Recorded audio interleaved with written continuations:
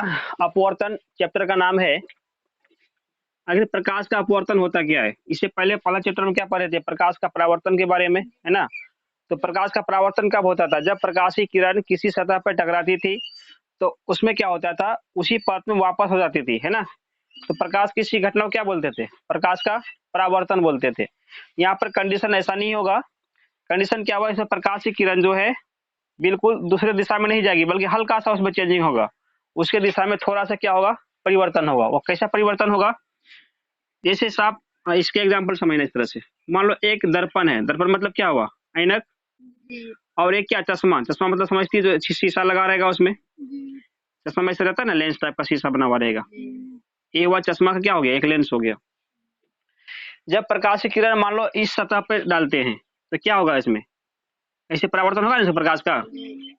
इसमें क्या हुआ? प्रकाश का परावर्तन हो गया। तो ये दर्पण में जो प्रकाश की घटना होती है उसको बोलते हैं प्रकाश का परावर्तन। लेकिन जब यही घटना एक शीशा में होगा, एक लेंस में होगा, तो उसको क्या बोलेंगे? प्रकाश का अपवर्तन बोलेंगे। कैसे बोलेंगे? जब इसमें प्रकाश को डालेंगे तो प्रकाश इससे इधर नहीं आएगी। आएगी क्या? लेंस का मतलब क्या? शीशा हो गया। शीशा से प्रकाश इधर आता है, उसका परावर्तन उसमें नहीं होता है। तो क्या होगा फिर? प्रकाश का अपवर्तन हो, यानी कि ये जो प्रकाश है हल्का सा टेढ़ा हो जाएगा इस तरह से, है ना? उसके मार्ग में थोड़ा सा क्या होगा? परिवर्तन होगा, यानी उसकी दिशा थोड़ा सा बदलेगा। तो प्रकाश की इसी घटना को क्या बोलते हैं? प्रकाश का अपवर्तन बोलते हैं। अरे बात समझ में? ये अपवर्तन किस में होगा? जब प्रकाश की किरण हवा से यानी निर्वात से क्या होगा? शीशा में जाएगा, निर्वात से पानी में जाएगा। यानी कि दो माध्यम हमेशा अलग अलग होना चाहिए, तभी इसका अपवर्तन होगा। सेम माध्यम में अपवर्तन नहीं होता है। तो इसके बारे में पहले लिखते हैं क्या होता है। तो एक हेडलाइन करो, और प्रकाश का स्टार लगा करके प्रकाश का अपवर्तन लिख करके रेस मारना। क्या है? प्रकाश का अपवर्तन। प्रकाश का अपवर्तन लिखो, फिर इस पे लिखो क्या होगा ये। जब प्रकाश की किरण जब प्रकाश की किरण क्या होगा इसमें? जब प्रकाश की किरण एक माध्यम से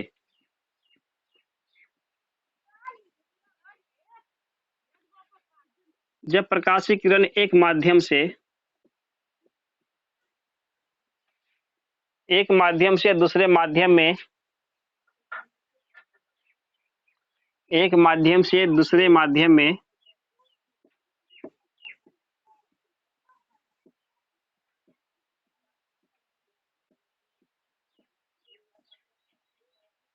एक माध्यम से दूसरे माध्यम में प्रवेश करती है। जब प्रकाश की किरण एक माध्यम से दूसरे माध्यम में क्या होती है? प्रवेश करती है। तो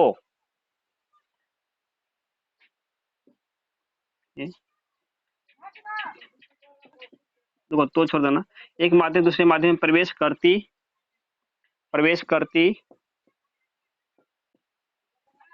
चलो ठीक है, करती है। तो उसके तो उसके मार्ग में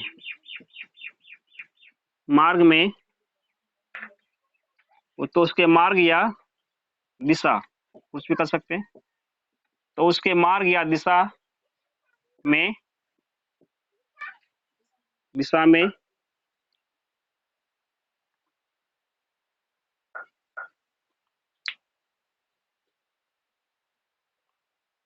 तो उसके मार्ग या दिशा में परिवर्तन हो जाता है। परिवर्तन हो परिवर्तन हो जाता है। ठीक है। तो की प्रकाश की इसी प्रकाश की इसी घटना को प्रकाश की इसी घटना को प्रकाश की इसी घटना को प्रकाश का प्रकाश का अपवर्तन था ना, प्रकाश का अपवर्तन, प्रकाश का अपवर्तन कहा जाता है।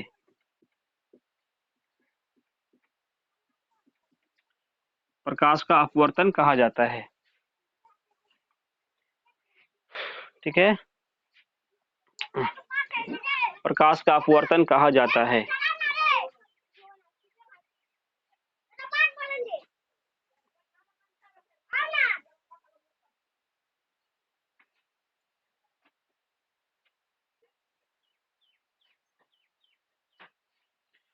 तो क्या ये प्रकाश का अपवर्तन इसे कहते हैं, तो किसे कहते हैं, है ना।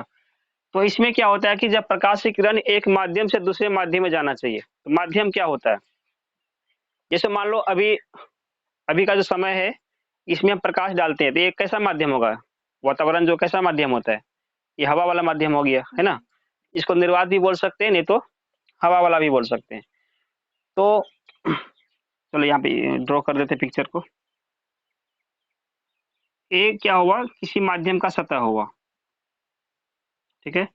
सतह मतलब इससे नीचे या पानी शीशा कुछ भी ले लेते हैं, मतलब शीशा ही ले लेते हैं। ये वाला भाग किसका हो गया, कांच का हो गया, शीशा मतलब कांच हो गया, ये हिस्सा कांच का हुआ, ये हिस्सा किसका हुआ, हवा का हो गया, ठीक है। अब बीच में क्या मतलब, ये कांच हुआ, ये हवा हुआ, चलो कांच मतलब कांच की तरह से बना देते क्या, मान लो ये जो हिस्सा किसका है, कांच का हो गया, ठीक है। मतलब फिलहाल ऐसे रहने देते हैं। ये हिस्सा किसका हुआ, कांच का, इधर हिस्सा पूरा कांच का, इधर हिस्सा पूरा हवा का। अब बीच में क्या होता है, एक अभिलंब होता है, बताए थे परावर्तन में भी, वो अभिलंब यहाँ पर भी होगा। अभिलंब का मतलब बिल्कुल 90 डिग्री पे क्या है, खड़ा है। अब यहाँ पे कोई ना कोई बिंदु क्या लगा देते हैं, अभिलंब इसमें नीचे तक होगा, एन, एन डैश, ये क्या हुआ, अभिलंब का नाम हो गया, यानी एन, एन डैश एक अभिलंब है। मान लो कोई प्रकाश की किरण यहाँ से आई इस तरह से, तो कहाँ पे टकराएगी, आपतन बिंदु पर, इन होगा। अभिलंब भी कहाँ पर होता है, वो भी तो आपतन बिंदु पर ही होता है। यहाँ पे क्या हुआ, प्रकाश की किरण आपतित हुआ किसी प्रकाश स्रोत से, आपतन के बाद क्या हुआ, प्रकाश की किरण को इधर से जाना चाहिए था, यानी सीधा इसका हुआ, ऐसे निकल जाना चाहिए उधर, लेकिन ये इधर निकलता नहीं है। क्या समझे बात, इधर से निकलेगा तब ये प्रकाश की किरण क्या हुआ, इधर से जाके ऐसे मुड़ जाएगा, इस तरह से, यहाँ से होकर निकल गया। इसमें कुछ परिवर्तन हुआ, परिवर्तन क्या हुआ, ये जो प्रकाश की किरण जो इस दिशा में जा रही थी, इसके अनुसार से इसका रास्ता तो एबला होगा ना, जो डॉट डॉट मारे हैं, इसके अनुसार से इसका रास्ता ऐसा होना चाहिए, यहाँ से होना चाहिए, लेकिन गया किधर से, अपना रास्ता को छोड़ दिया और किधर से निकला, थोड़ा सा अभिलंब की दिशा में मुड़ गया, इसको अभिलंब बोलते हैं ना, यानी अभिलंब से इसका रास्ता दूर था, लेकिन अपवर्तन के कारण क्या हुआ, ये थोड़ा अभिलंब का नजदीक हो गया। तो प्रकाश के मार्ग में जो ये परिवर्तन होता है, इसी को क्या बोलते हैं, इसी को बोलते हैं प्रकाश का अपवर्तन। क्या समझ में बात, जितने भी चश्मा लोग पहनते हैं उसमें ऐसा ही होता है, उसमें कुछ ना कुछ परिवर्तन प्रकाश का हो जाता है। अब समझो इसमें, अब यहाँ पर भी दो कोण बनेगा, जैसे परावर्तन में दो कोण बना था, कौन कौन सा कोण था, परावर्तन कोण और अपवर्तन कोण। यहाँ पर भी दो कोण बनेगा, इसका नाम क्या होगा, इसका नाम होगा एक आपतन कोण, इसका भी बनेगा आपतन कोण और अपवर्तन कोण। उसमें क्या था, आपतन कोण और परावर्तन कोण, इसमें क्या बना, आपतन कोण तो सेम सेम होगा, क्योंकि यहाँ में कोई अंतर नहीं हुआ, अंतर तो यहाँ पे हो रहा है ना, तो इसको परावर्तन कोण नहीं बोल के क्या बोलना पड़ेगा, अपवर्तन कोण बोलना पड़ेगा। यानी कि ए बनेगा अपवर्तन कोण, जिसको बोलते हैं आर से, इसको बोलते हैं आई से, आपतन कोण। अरे बात समझ में, ये सभी बात हो गई। और इसको कौन सी किरण बोलते हैं, आपतित किरण, आपतित, ये हुआ आपतित किरण। इसको कौन सा किरण बोलेंगे, अपवर्तित किरण। कैसा होगा ये, अपवर्तित, अपवर्तित किरण। आ समझ में, इसको क्या बोलते हैं, इसको बोलते हैं अभिलंब, नहीं अभिलंब, इसको बोलते हैं अभिलंब। अभिलंब मतलब जिधर से उसको जाना चाहिए था वहां से तो गया नहीं ना, और जो वास्तविक रूप से जहां से किरण जा रही है उसको बोलेंगे अपवर्तित किरण, क्योंकि अपवर्तित होकर के, यानी अपवर्तन का मतलब क्या, अपवर्तन से जो किरण बनेगा उसे बोलेंगे अपवर्तित किरण। ये हुआ अपवर्तित किरण, ये हुआ आपतित किरण। यहाँ पे क्या होगा, एक बिंदु यहाँ पर लेते हैं ओ नाम का, कोई भी नाम लगा लेते, कोई भी नाम लगा लेते हैं। ये बन गया आपतन बिंदु, है ना। तो ये जो अपवर्तन का है यही कहानी है। अब इसमें थोड़ा समझना पड़ेगा, यहाँ पे इसके बाद लिखो इसमें, यहाँ में एक घटना कैसी हो गई। एग्जाम में कई बार पूछता है, बोल देगा कि जब प्रकाशीय किरण विरल माध्यम से सघन माध्यम में प्रवेश करती है तो उसका जो मुड़ाव होता है, प्रकाश की जो मोड़ने की दिशा होती है, वह अविलंब से दूर जा रही है कि नजदीक आ रही है उसका, क्या मारना पड़ेगा ऑप्शन में। विरल माध्यम किसको बोलते हैं, हवा वाले माध्यम को ही क्या बोलते हैं, विरल माध्यम बोलते हैं, लिख देते हैं विरल माध्यम। विरल माध्यम इसका मतलब क्या हुआ, हवा वाला, ठीक है। कांच वाले क्या बोलते हैं, कांच रहे पानी रहे इसको क्या बोलना पड़ेगा, सघन माध्यम। अब समझ में, सघन का मतलब क्या हुआ, विरल से थोड़ा सा ज्यादा मोटा वाला माध्यम, यानी कि उसका अपवर्तनांक थोड़ा अधिक होगा, किसके बनिस्पत, विरल माध्यम के बनिस्पत। अपवर्तनांक बताया नहीं है, बताएंगे तो समझ में आ जाएगा। कहने का मतलब हुआ हवा, तो हवा में कुछ कुछ है, हवा तो कुछ नहीं है, नहीं। जब कांच लेंगे, जब पानी लेंगे, उसमें कुछ ना कुछ होगा ना, यानी कि हवा से कुछ मोटा माध्यम हो गया, इसको बोलेंगे सघन माध्यम। और जो बिल्कुल हवा वाला क्षेत्र है उसको बोलेंगे विरल माध्यम। तो इसमें प्रकाश की घटना देखो, एक थोड़ा फिगर से भी याद रखो, इसी से सारा कॉन्सेप्ट क्लियर हो जाएगा। कैसे होगा, जब प्रकाश से किरण गुजरा तो जाना चाहिए थे उधर से, आ गया थोड़ा नजदीक, यानी अभिलंब की तरफ मुड़ गया ही ना, नहीं मुड़ा। अभिलंब की तरफ क्या होता है, मुड़ता, वही बात लिखेंगे यहाँ पर। यहाँ नहीं करते हैं, तो पैराग्राफ चेंज करके फिर लिखना, जब प्रकाश की किरण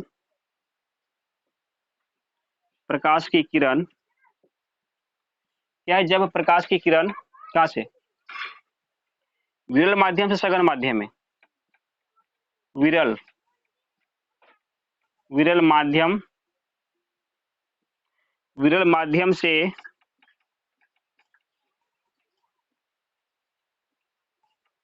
सघन माध्यम में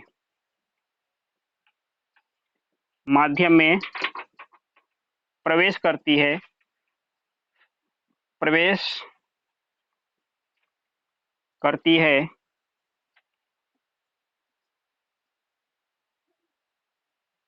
तो वह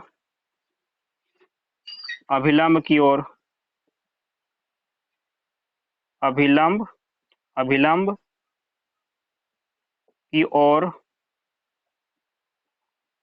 मुड़ जाती है। ऐसा समझ में बात। तो प्रकाशीय किरण क्या हुआ, सघन माध्यम से नहीं, विरल माध्यम से जब सघन माध्यम में जाएगी, तो यहाँ पर स्पष्ट चित्र में देख रहे हैं कि जब शीशा के अंदर प्रवेश करती है तो अभिलंब की तरफ थोड़ा आया हुआ है ना, यानी अभिलंब की ओर क्या हुआ, इसका झुकाव हो गया, ये अभिलंब की तरफ थोड़ा, अभिलंब की इधर मुड़ गया ना, ये बात पूछता है परीक्षा में। इसको लिखो, इसका उल्टा भी होगा, जब बोला जाए कि जब प्रकाशीय किरण सघन माध्यम से विरल माध्यम में जाएगा क्या होगा, अभिलंब की तरफ मुड़ेगा कि अभिलंब से दूर भागेगा, अभिलंब से दूर भाग जाएगा। अरे बात समझ में, इसके करो फिर लिखाते हैं इसका आगे, दिल उतारो।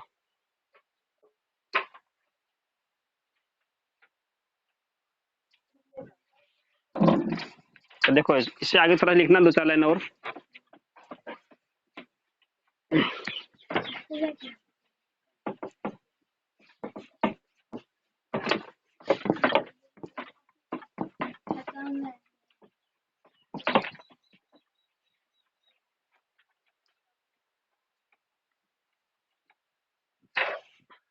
देखो तभी इसमें बताए थे कि जब प्रकाशीय किरण विरल माध्यम से कहाँ पे जाएगा, सघन माध्यम में ना।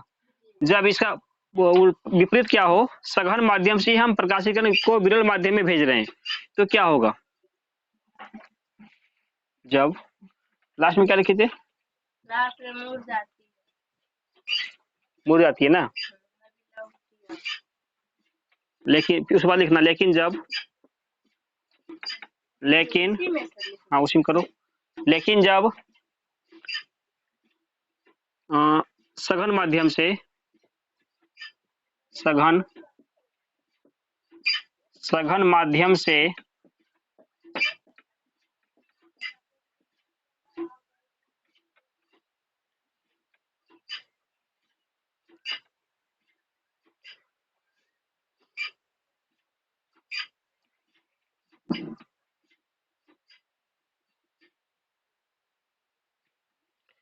लेकिन जब सघन माध्यम से विरल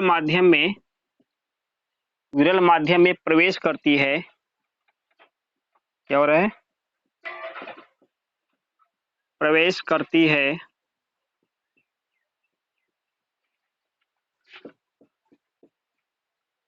तो वह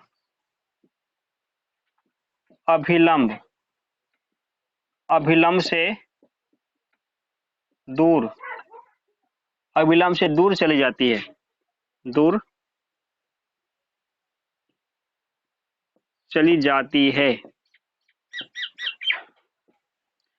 तो वह अभिलंब से दूर चली जाती है। ठीक है,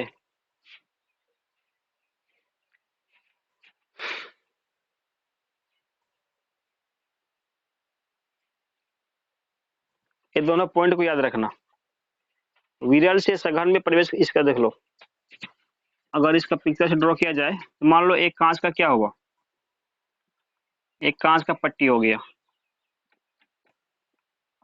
क्या हो गया, कांच का पूरा मोटा क्या हुआ, सिल्ली हो गया, टुकड़ा जो भी बोला जाए, ये टुकड़ा हो गया। ये जो प्रकाश की किरण यहाँ से आई इस तरह से, इस पे मिला ना, हम दोनों दोनों दिखा देते हैं। जब कोई भी कांच का टुकड़ा होगा उसको रखेंगे तो उससे कांच के ऊपर भी हवा है, कांच के नीचे भी क्या है, हवा है, दोनों तरफ ना हवा होगा, बीच में क्या है, शीशा है, तो ए भी माध्यम कैसा होगा, विरल माध्यम होगा। ठीक है, ए भी माध्यम कैसा होगा, नीचे वाला भी होगा विरल माध्यम, कैसा हुआ, ये विरल माध्यम हो गया। बीच का पोजीशन क्या हुआ, ये जो शीशा वाला है इसको बोलेंगे कांच, ये कांच का ना है, कांच का मतलब कैसा माध्यम होगा, सघन माध्यम होगा, ये सघन माध्यम। इस समय क्या है, हवा है ना, विरल माध्यम का मतलब हवा वाला माध्यम या निर्वात वाला माध्यम।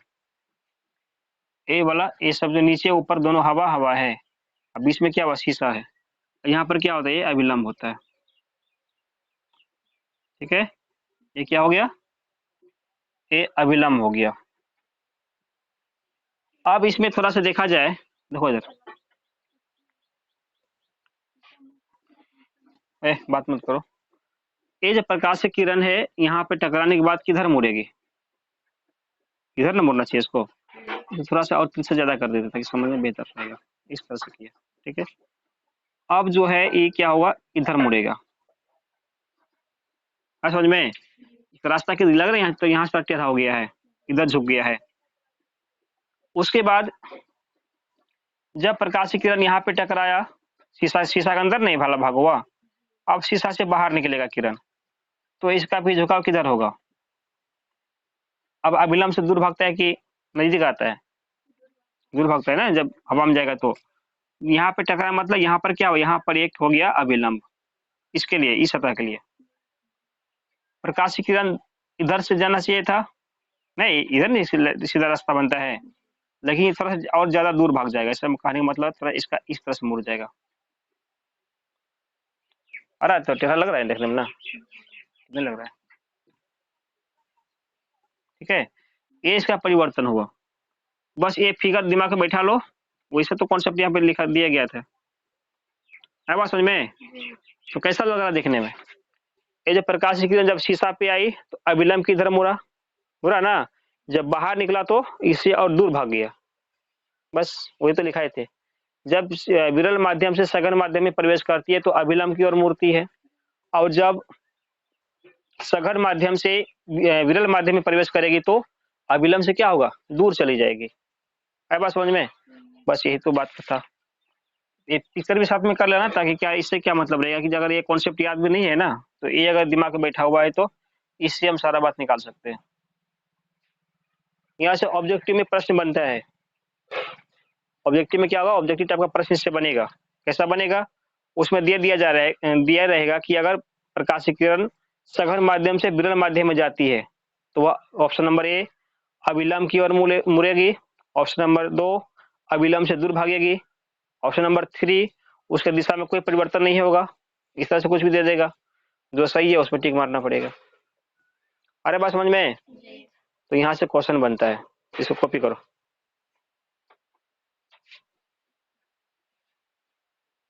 चलो अब जो है कितना होगा, अगला क्वेश्चन लिखो।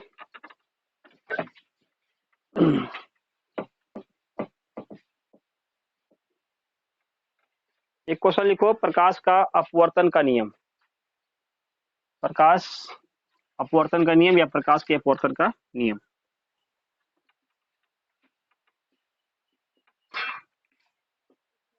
प्रकाश के अपवर्तन का नियम क्या है? का नियम क्या है? प्रकाश के अपवर्तन का नियम क्या है? ये बहुत ही इंपॉर्टेंट क्वेश्चन है, एग्जाम्स में जो है ये पूछा जाता है। नहीं, प्रकाश का अपवर्तन का नियम को लिखें, प्रकाश अपवर्तन के कितने नियम होते हैं, ये सब वगैरह।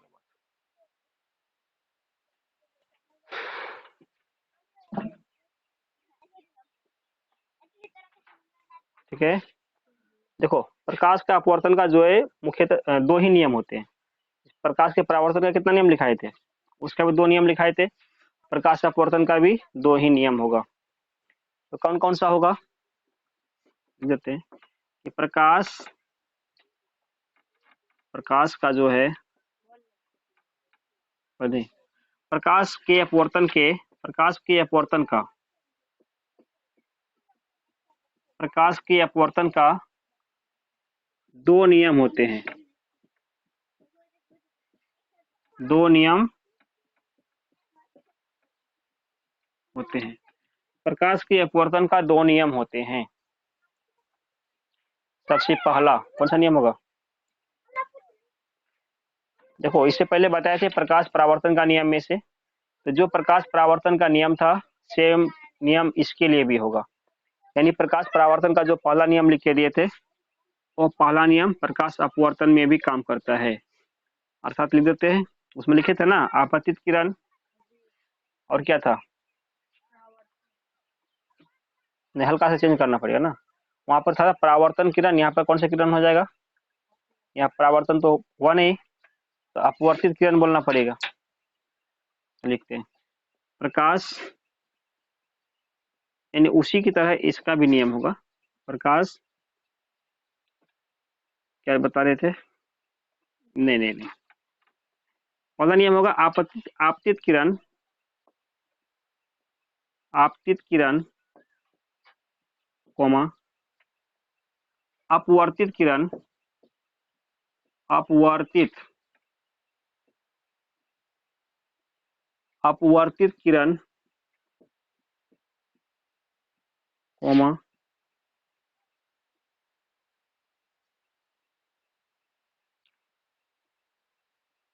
तथा आपतन बिंदु पर आपतन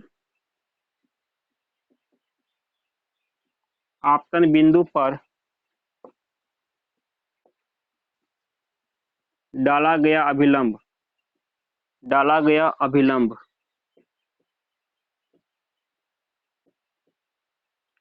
अभिलंब तीनों एक ही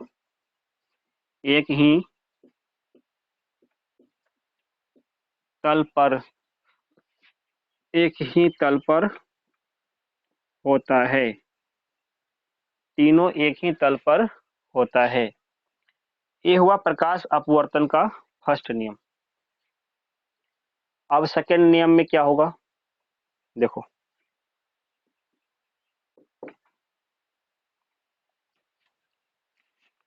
सेकंड नियम कहता है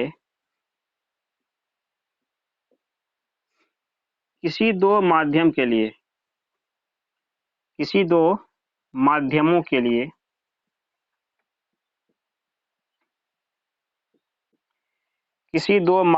के लिए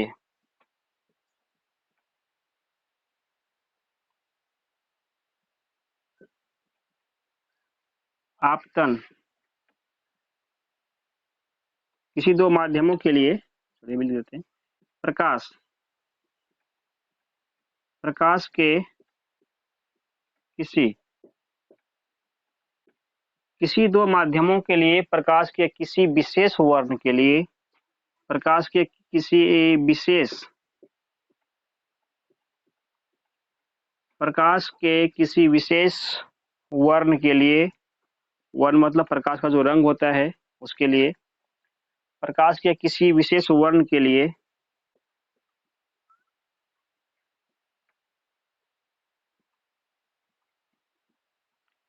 आपतन कोण की ज्या तथा अपवर्तन अपवर्तन कोण की ज्या आपतन कोण की ज्या तथा अपवर्तन कोण की ज्या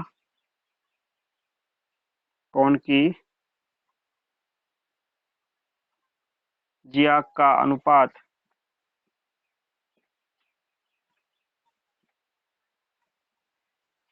जिया का अनुपात एक नियतांक होता है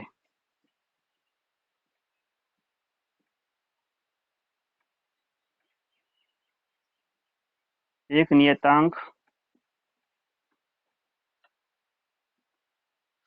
होता है एक नियतांक होता है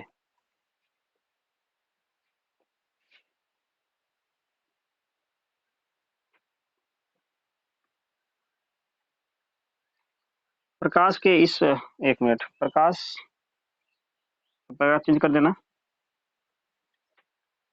प्रकाश अपवर्तन के प्रकाश अपवर्तन के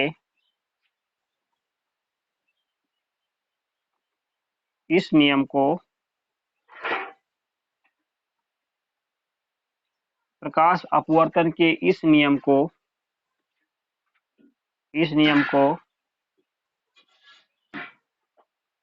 स्नेल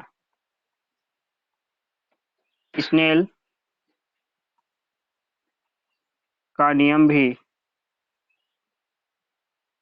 भी कहा जाता है प्रकाश अपवर्तन के इस नियम को स्नेल का नियम भी कहा जाता है अरे बात समझ में यानी कभी कभी एग्जाम्स में क्या देगा कि लिख देगा कि स्नेल के नियम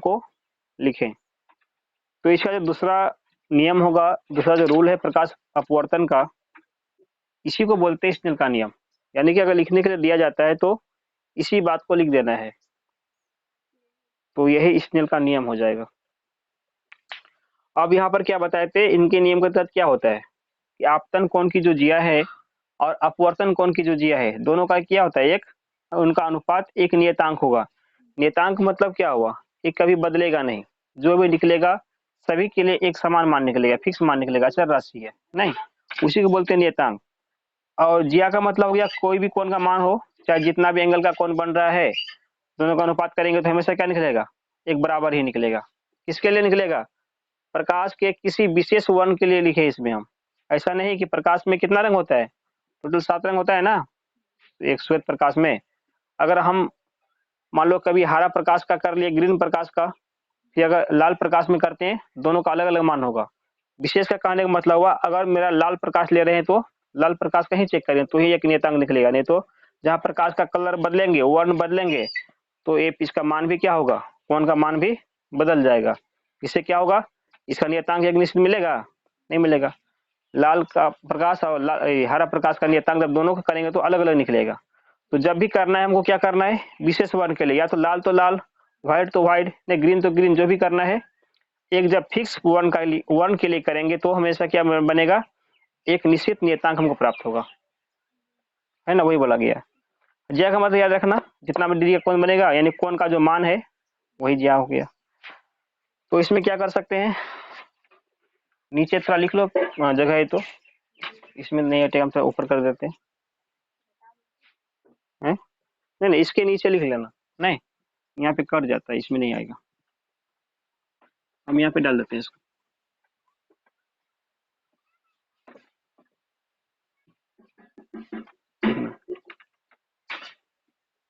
कौन सा कोण था, सबसे फर्स्ट क्या था, आपतन कोण की जिया। आपतन कोण को किससे दिखाए थे हम, आई से दिखाए थे ना, इसका मतलब साइन आई, क्या हो गया, साइन आई।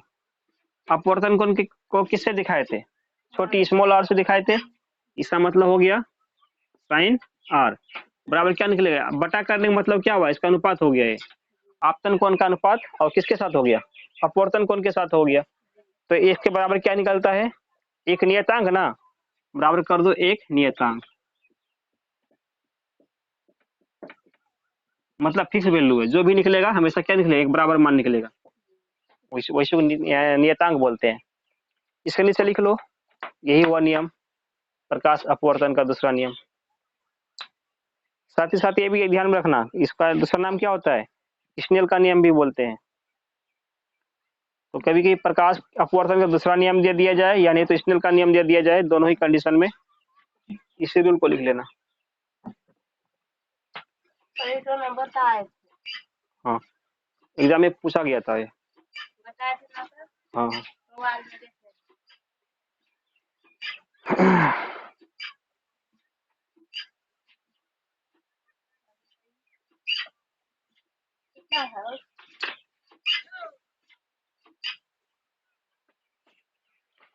तो अगला क्वेश्चन लिखो, अपवर्तनांक क्या है,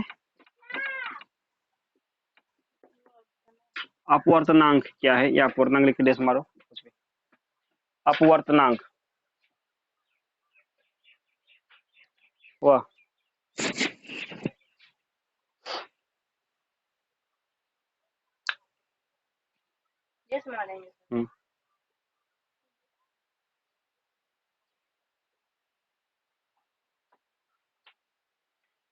देखो अभी जो प्रकाश अपवर्तन का दूसरा नियम लिखाए थे उसी से मिलता जुलता इसका परिभाषा होगा, है ना। तो लिखो, इसका लिखो अपवर्तनांक के लिए प्रकाश, रुक जाओ एक मिनट, प्रकाश ने किसी दो माध्यमों के लिए, सेम चीज है जो लिखाए थे वो नियम उसी पे उसी को उतार देना, किसी दो माध्यमों के लिए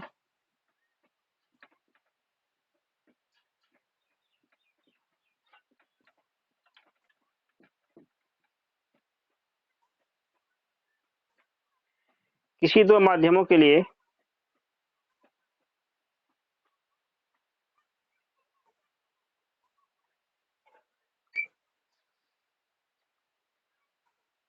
किसी दो माध्यमों के लिए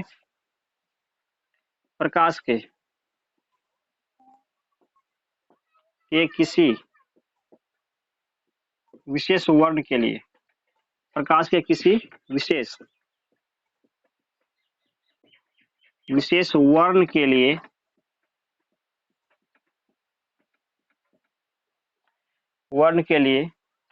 आपतन कोण की जिया,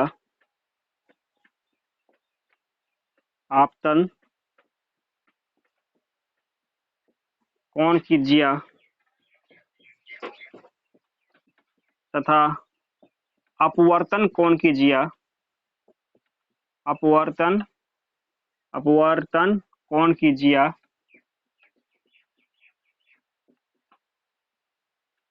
कोण की जिया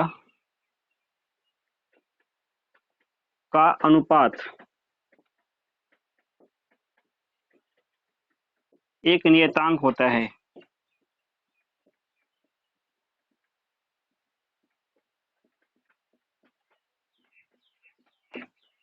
एक नियतांक होता है, इसे ही इसे ही अपवर्तनांक कहा जाता है। इसे ही अपवर्तनांक कहा जाता है। इसे ही क्या कहते हैं? इसे ही अपवर्तनांक कहा जाता है। इसे इसको क्या बोलते हैं? इसे म्यू से सूचित किया जाता है।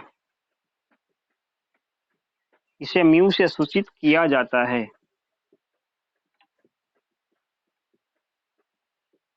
इसे क्या करते हैं? इसे म्यू से सूचित किया जाता है। अर्थात म्यू बराबर क्या हो गया? साइन आई बटे साइन आर। ये हो गया अपवर्तनांक का सूत्र। अर्थात म्यू बराबर साइन आई बटे साइन आर। समझो, ये जो इससे पहले क्या दिए थे? नियम जो दिए थे प्रकाश अपवर्तन का सेकंड नियम, सेम वही नियम न है, बस सेम सेम नियम है, कोई अंतर इसमें नहीं किया। जैसे एक नियतांक लिखे थे ना, इसमें नियतांक बराबर क्या हो गया? वही नियतांक को ही मान लो क्या अपवर्तनांक हो गया। इठो यू लिख लेना, यू लिख करके हल्का से नीचे कर देना। इसको बोलते हैं म्यू। नाम क्या है? म्यू। जैसे होता है स्मॉल का यू लिख देंगे, हल्का से खींच देना, इसको बोलेंगे म्यू। यानी कि अपवर्तनांक का जो संकेत होता है म्यू होता है, इसको म्यू से दिखाते हैं। चलो करो।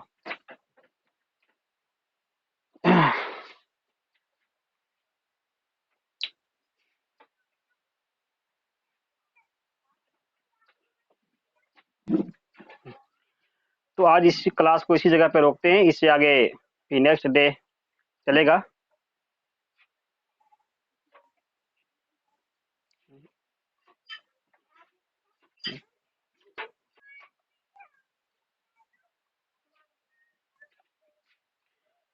इसी क्लास को इसी जगह पे रोकते हैं।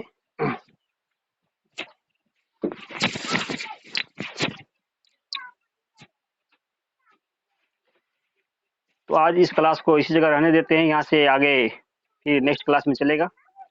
तो आज लास्ट अपवर्तनांक के साथ इस क्लास को एंड करते हैं, इससे आगे कल नेक्स्ट चलेगा।